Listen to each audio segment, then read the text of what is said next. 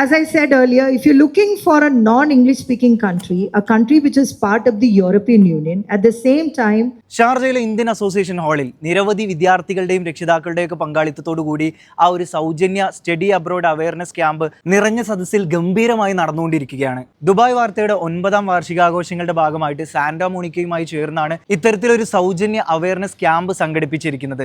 നിരവധി വിദ്യാർത്ഥികളും രക്ഷിതാക്കളും ഒക്കെയാണ് ഈ ഒരു ക്യാമ്പിന്റെ ഈ ഒരു ബോധവൽക്കരണ ക്യാമ്പിന്റെ ഭാഗമായിട്ടുള്ളത്. ഈ ക്യാമ്പിന്റെ ആദ്യ സെഷൻ അബുദാബിയിലായിരുന്നു നടന്നത്. നിരവധി വിദ്യാർത്ഥികൾക്കും രക്ഷിതാക്കൾക്കും ഒക്കെ വിദ്യാർത്ഥികളുടെ കരിയർ സംബന്ധമായിട്ടുള്ള സംശയങ്ങൾ നല്ല ഒരു റെസ്പോൺസ് കിട്ടി എന്നാണ് നമുക്ക് ഫീഡ്ബാക്ക് ആയിട്ട് ലഭിച്ചിട്ടുണ്ടായിരുന്നത്.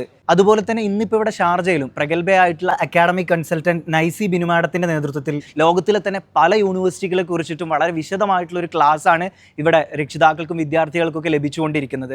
ഇന്ത്യ GCC ട്രേഡ് കൗൺസിലിന്റെ ട്രേഡ് കമ്മീഷണർ ആയിട്ടുള്ള സുധീർ ബാബു സാറിന്റെ സാന്നിധ്യം കൊണ്ടും ഈ ഒരു സെഷൻ ശ്രദ്ധേയമായിരുന്നു. സാന്റാ മോണിക്കയുടെ UAE കൺട്രി ഹെഡ് ആയിട്ടുള്ള മിസ്റ്റർ അരുൺ, അതുപോലെ തന്നെ വിവിധ യൂണിവേഴ്സിറ്റികളുടെ പ്രതിനിധികളൊക്കെ പങ്കെടുത്തിട്ടുള്ള ഈ ഒരു വലിയ ക്ലാസ് ഇവിടെ അവസാനിക്കുന്നില്ല.